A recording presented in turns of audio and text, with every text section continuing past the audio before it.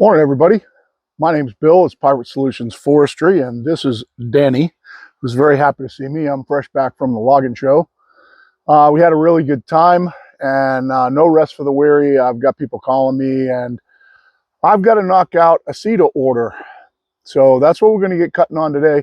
Hopefully, the guy that it's for is going to come out and help out a little bit later. Waiting to hear from him. And we've got to cover about 300 square feet for him, plus a little bit extra for some flower boxes. So I'm going to show you the first candidate and the cast of characters, and we'll get at it. So this is the first log that we're going to get at today. It's around, I've got 12 feet of bunk under it.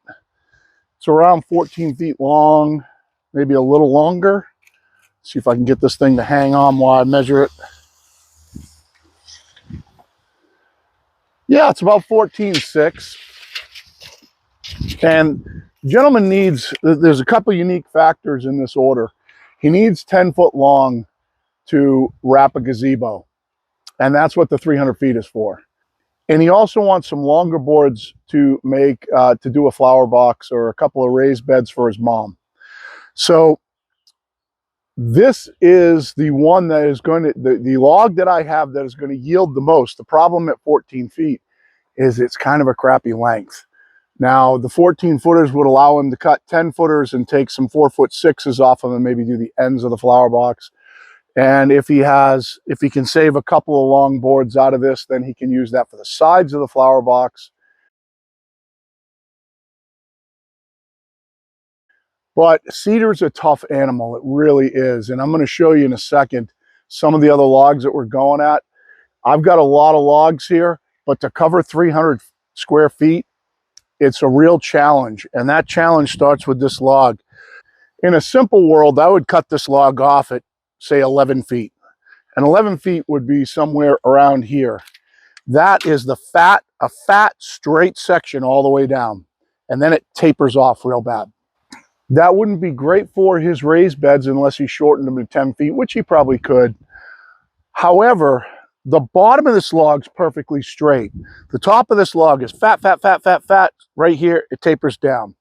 What we can do, because this tapers past 10 feet, is we can take a bunch of slab cuts off the top of this, just straight across until we come down and we clean up the top of this.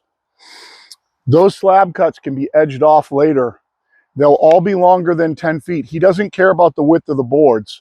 All he cares about is the coverage and that they're at least 10 feet long, because I think the dimensions on the gazebo are 10 by 20 and there's a post in the center of the 20, so he wants 10-foot boards.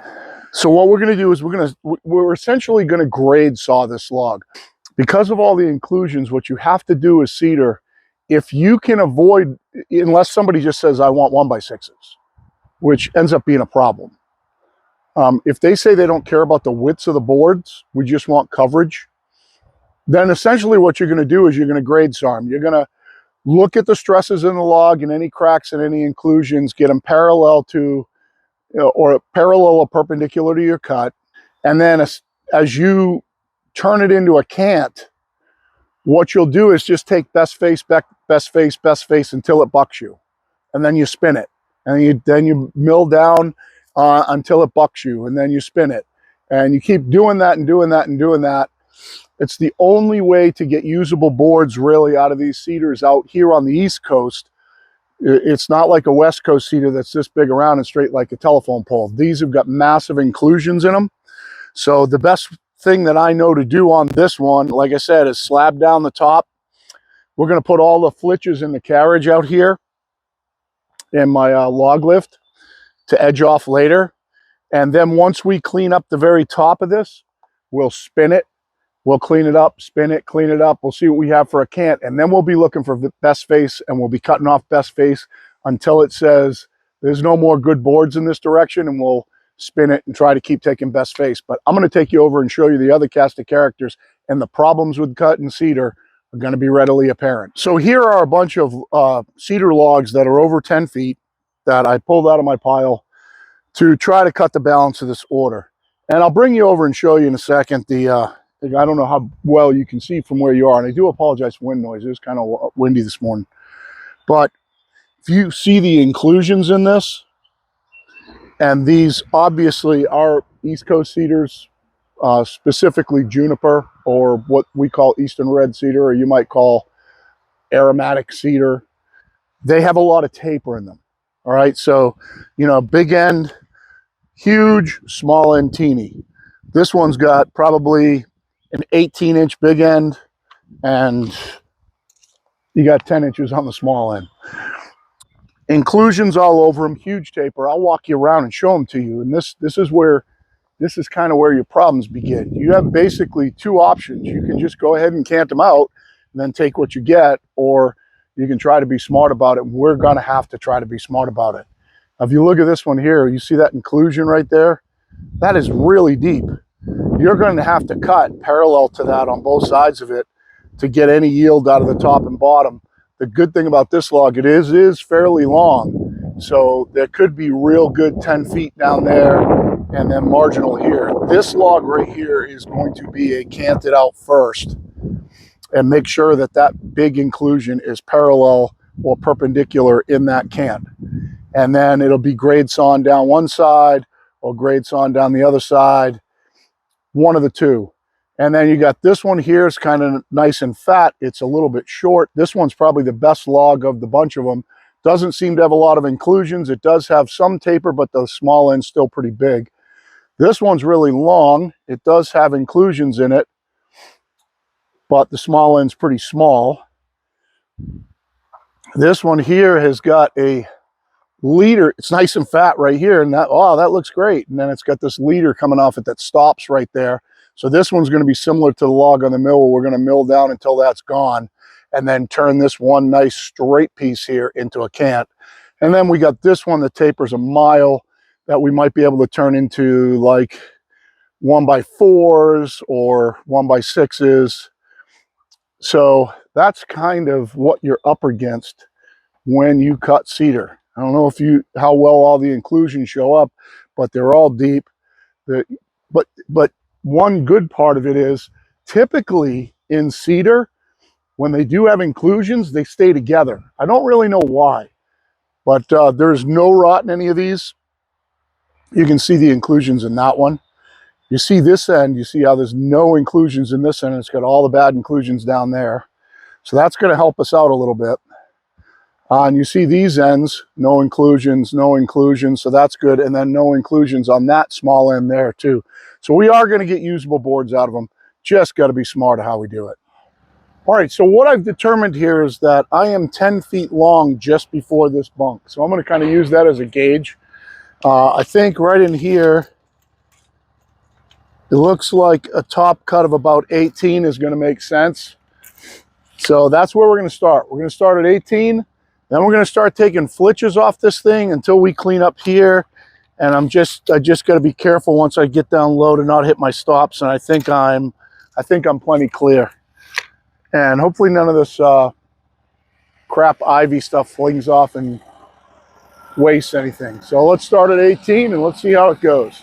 I'm running one of my last silver tip turbo 7s that's kind of sharp for this, since these are not finished boards, they're just exterior cladding. I'm going to try to cut it there and see what happens. It looks a little high to me.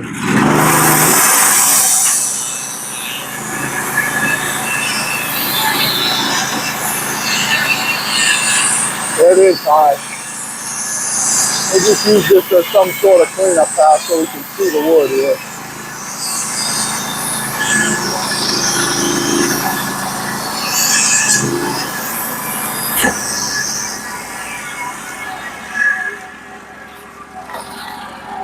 So all my little chunks I'm throwing out here, I'll grab with the bucket, and I put them underneath my campwood bin for free. Anything that's like a real odd shape. So I know I got to drop down at least an inch. And this is going to be kind of a pain in the butt until we get it junk free here. 17 at least. And hopefully we can steal some good usable boards out of it.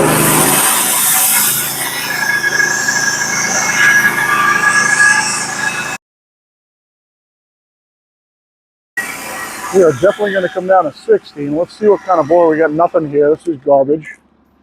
This is going to go right on the forks. This cut coming down, cutting at 16, and will probably yield something.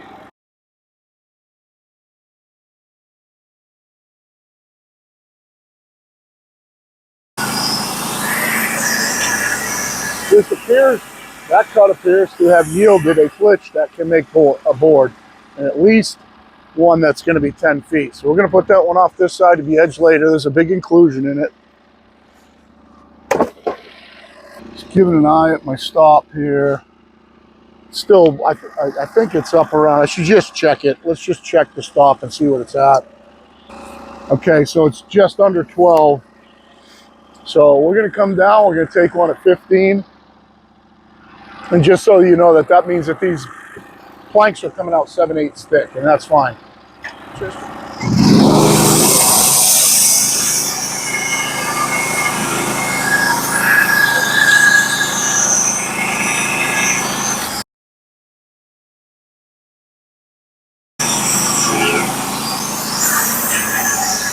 We're almost there. We're almost cutting the flat all the way down.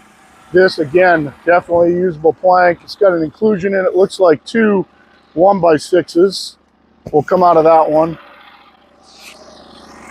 And that was at 15, and we're going to come to 14, and that's probably as low as we're going to go. The key to this job, the key to this entire job is going to be making it so we get good yield out of our flitches. Okay, that's going to be the key to this job. That's where all the hidden material is going to be and where we're going to get a ton of coverage.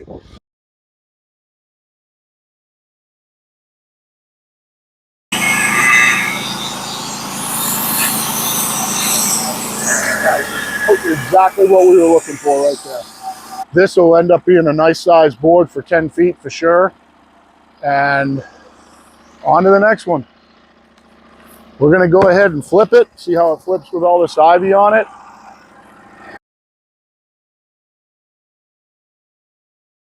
Well, we'll see how it flips. There's a couple of leaders sticking off over there. I don't know that they're going to play nice when we try, if we try to get it 90 degrees. I might have to flip this all the way over. I'm not sure yet. We'll find out.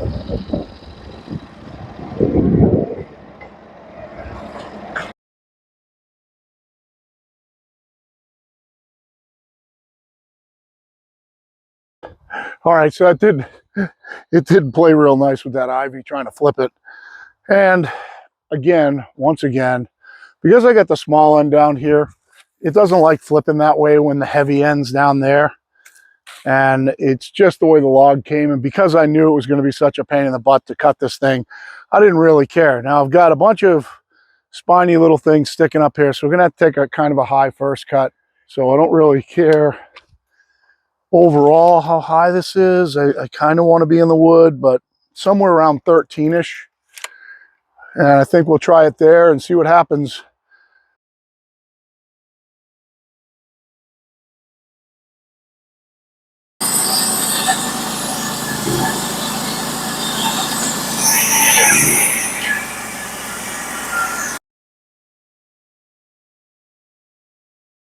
This is kind of heading in the direction right now of, in this dimension, about a 10-inch cant. That looks like where it's kind of heading.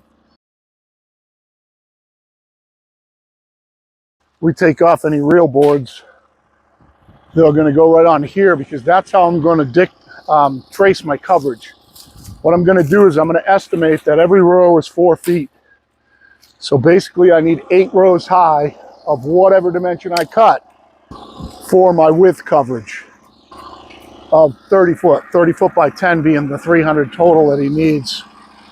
And I'm going to disregard length. So I need 8 rows high covering those sleepers there. Well, let's just take it at 12 and get the crap off it more. There's not going to be anything in this. This will be a straight slab cut.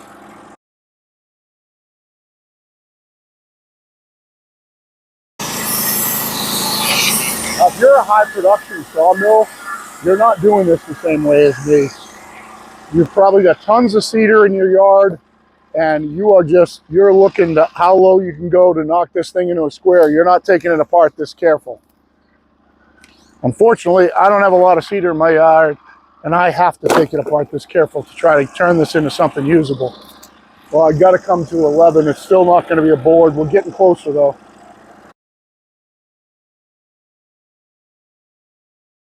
It looks like we're gonna have a board at 10. Now you might ask yourself, well, should I just drop to 10? I might get one in between 11 and 10. So no.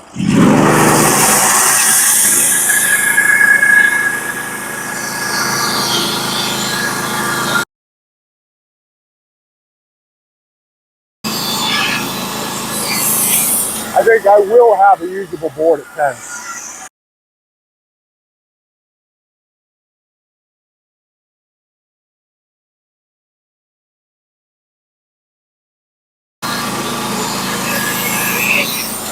So now, just in the can, if I could get 10 boards at say 12 inches wide, if I could get this cleaned up at 12 inches the other way when I start taking boards off it, or if I could get 12 boards off it the other way at 10 feet long that are good at 10 inches wide, which looks like a real possibility, that's going to cover 120 of this 300 feet. And then I edge the flitches, I'll probably be close to 130 out of this one log. This one log will almost cut half the order. After we clean that up, we'll be looking at, I don't know yet. Let's see how it cleans up, because I was just going to say we'd be looking at starting grade sawing things. In other words, if we clean that face up and we got good boards at 10 inches wide, we're going to start taking them. But you just don't know with cedar. I don't want to get ahead of myself. But I should keep saying eastern cedar, because all cedar is not like this.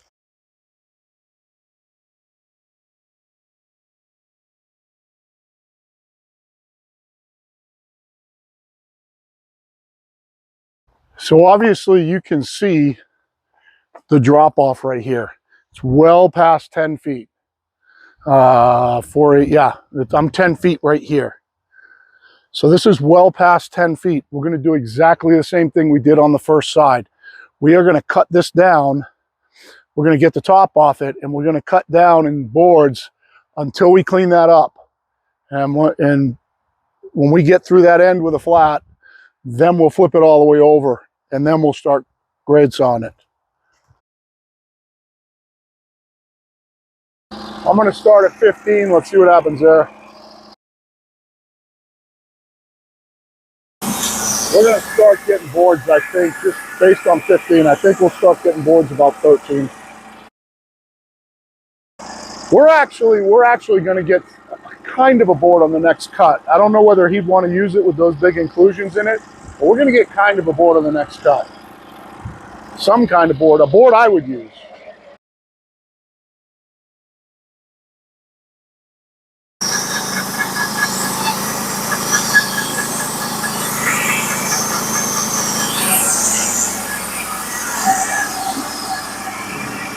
Figures, right? Figures would hit metal. It was right in this fissure here. Hit two things back to back. I'm going to find out what they are. So even though this has got those inclusions in it, I might use it to wrap a gazebo, maybe as a bottom board or something like that. I don't know. I'm going to put it on the pile.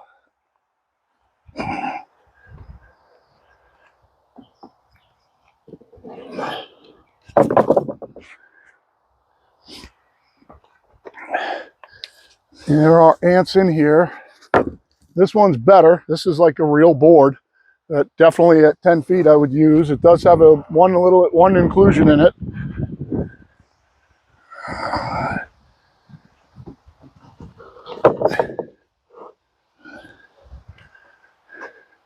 Well, let's see yep, nail.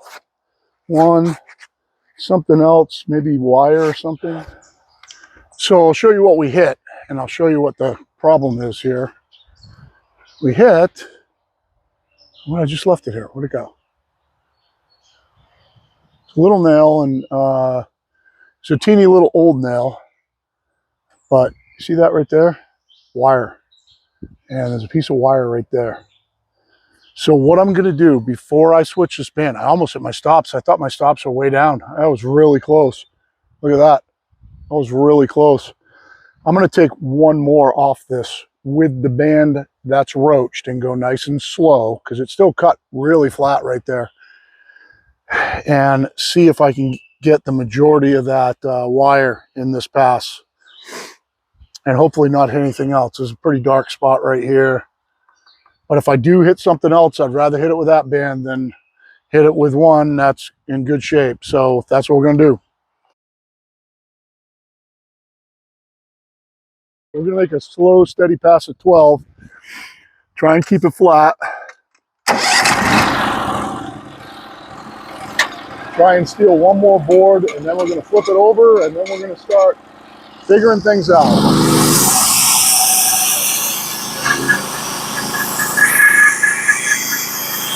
Button flat if I go slow.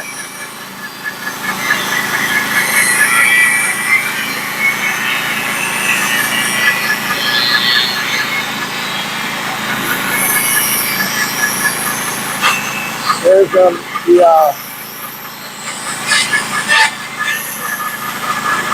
I hit a lot there.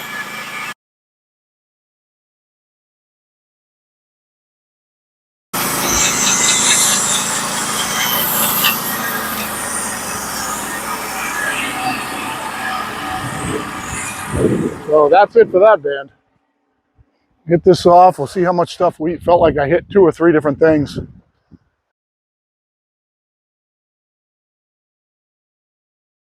Bad face.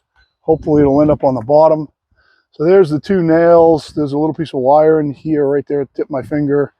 And then these I thought were wire. There's a possibility those are little nails, so I'll try to pull those out too. And I don't know if there's something right there. Something right there, maybe. I'll investigate that. But yeah, it's change band, flip over time. Change band, flip over time. So I have one more resharp Stella cut band in there. The wire I can't get out. So I know I'm going to hit metal again at some point. But I had this, my last resharp Stella cut sitting in there, and this Stella cut's at the end of its life. I'm almost through the Stellite insert sharpening. I bet this has been sharpened 4 or 5 times. If you ever wonder how many times you can sharpen those, this looks like it. I could grind it one more time, but there wouldn't be much Stellite left. I could almost grind it for a junk band. We're going to flip this thing over, clean up the other side. I know I'm going to hit metal again. I just don't know when. This band's going to give us the best opportunity to cut through that wire and not roach it. So we're going to see how it goes. There is a possibility that if I end up coming down through this log this way, 1 inch off the bottom, it would be in the center of the next board. Now, I don't know where it runs or anything like that, but there's at least a prayer that it's short, doesn't go very far. There's some weird inclusion marks, and almost looks like maybe it went in like that. I don't know, because there's other similar marks, so it's probably not it. We're going to flip it over, start cutting the other side.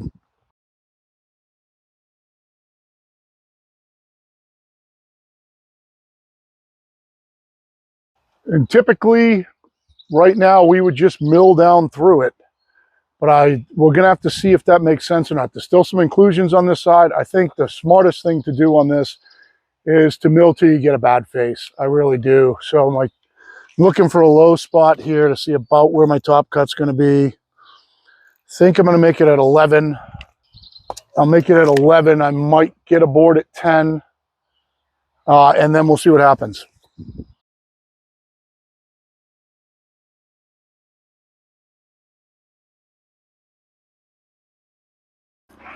Now there is a chance, there is a chance that I might just mill this out into 1x10s, and I'm going to get 10 of them. Now let me walk around the log here. I'm going to get my mill back. We're going to walk around the log, and we're just going to make sure we don't make a bad mistake right now. So everything 10 foot 12-foot.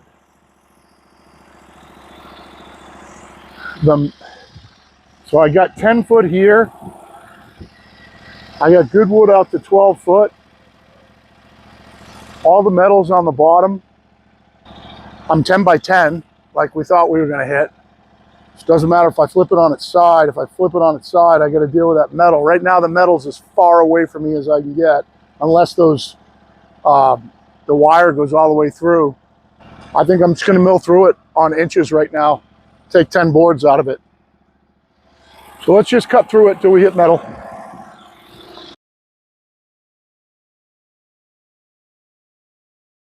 I'm gonna take these 2 boards off and make sure there's nothing in the middle of this that I'm gonna miss and mess things up. So take them off like every 2 boards. If there's like a big weird section, I can flip it on its side right now and get some more usable boards. Since I'm 8 high, and I'd be making 1 by 8, so right now, no. Right now it's good board.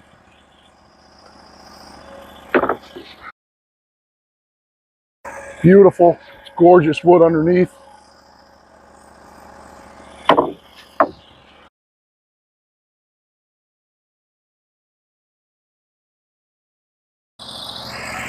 So I know I need 8 rows. Check under here.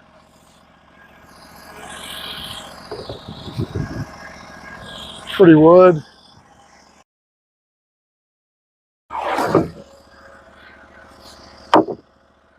Beautiful.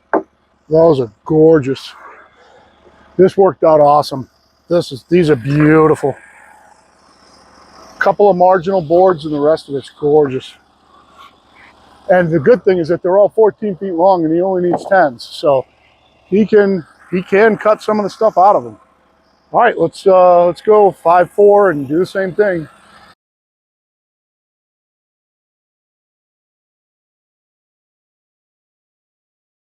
And I do want you to know, right now, technically, we are grades on this because we are taking best face. This is the best face by far. It's gorgeous, right? At 10 feet, all the way down, it's beautiful. It's even okay up here, but it's beautiful all the way down.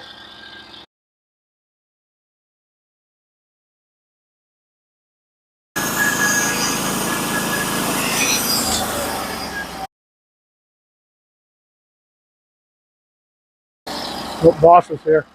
Hi, honey.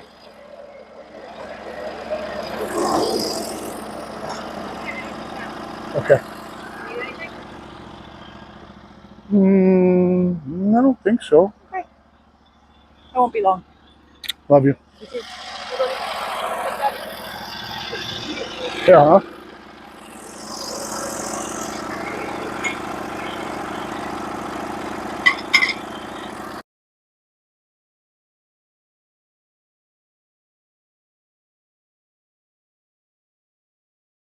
All right, go down to 1. If we hit middle on this pass. We got to hit that, I got to split the line here.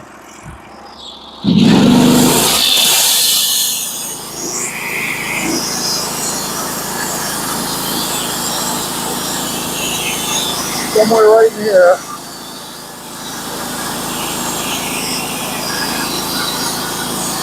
Oh, there's one little strike. There's another one, another one, another one. I hit like 5 pieces there. Fan's still tracking okay.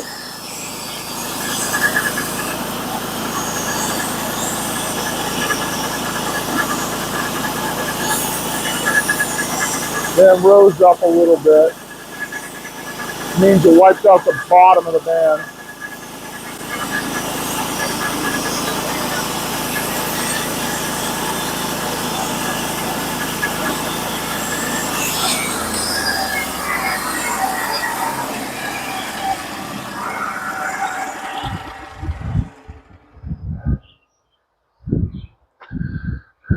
All right, let's get them unloaded.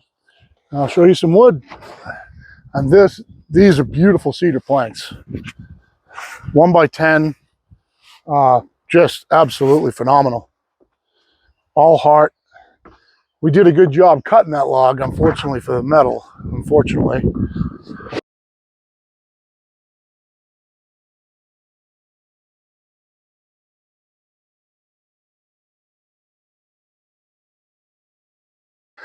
And I have to start keeping track of board feet. I can't discount it. So be after every log, I'm going to have to tally up the board feet. And it stinks, but is what it is. It's, you know, going to be, it's going to be over $1,500 of wood at the end of the day. Now I will give them a little bonus wood for sure. That's just the way I am, but it's going to be over $1,500. Thanks for coming along for the ride. Let's go over and just take a look at the wood quick. And it's like, oh no, show me the wood, show me the wood. Don't shut off. So beautiful 1x10 planks, and at, you know, like 10 feet longs, like in there somewhere. They're gorgeous. They're beautiful pieces. It's going to go up quick. This probably won't get any more 1x10s out of this, but we'll try. And just like that, it's all gone. Jacob came by. He took all the flitches. He took all that wood. That was a $760 log. He said that was, we measured out the coverage. It was around, I don't know, 160 board feet, something like that. And he thought that coverage was fine. So I have to go get the rest of those cedar logs put back in the pile because I don't need to cut them. I got to take that band off of the mill, get the mill cleaned up. I have to pull down a big black oak log for Ralph Alfieri, my tree guy, that I have to cut into 2-inch thick planks. So they're going to make a conference table for his new office. And I think I'm going to cut that job tomorrow. I've got to get this video edited and get this video up because I've been away for a few days. So I want to get a video up. So I'm going to get cleaned up, get those put away, get my bunk put away, clean up the mill, put the mill away, I have to move a couple of logs and get Ralph's oak down here and get ready for tomorrow morning. That log's got to be heavily trimmed before it goes on the mill. It's a big one. So that will be a good video coming out tomorrow. And then I got good news from Ralph. He's going to come on Friday morning to chip my slab wood. So I have to make a phone call and to Paul Moskovsky and see if I can borrow an excavator Thursday afternoon and Friday morning, so I can pull a whole bunch of my slab wood from over here and put it over there and have an excavator with a thumb here for when he brings his huge ass chipper, so I can feed the chipper with the excavator, which is going to expedite. The excavator is going to expedite the process immensely. Ralph tells me he can chip all of my slab wood in less than an hour. And I have some pretty big piles of slab wood. So I want to stage it all over there so he can just back in and we can go to town. I also have a big spruce order to cut. The logs are up there. I'm not exact. I gotta touch base with Jesse Keys just to get kind of the dimensions of what they want. That's going to happen this week also. So if I cut Ralph's oak tomorrow, I'll cut Jesse's spruce on Wednesday and Thursday, and then Thursday night move all the slab wood. Friday we're going to chip the slab wood. So that's what's going on, guys. Thank you for coming along for the ride. I can't tell you how humbling it is sometimes to to go off to the logging show and meet so many people and have people come up to the booth and say, oh my God, yeah, oh, you're the guy from YouTube. Oh, I watch you on YouTube. And I look at my numbers and it doesn't look like very many people watch, but everywhere I go, I run into somebody that says, oh yeah, oh, I watch all your videos. So it's very, very humbling. I can't thank you enough. Make sure you like, share, subscribe. Make sure if you're going to buy something from Norwood or you want to inquire about something, that you use my affiliate link in the description down below, and that tells Norwood that you guys are watching the videos and that it's generating interest and things like that.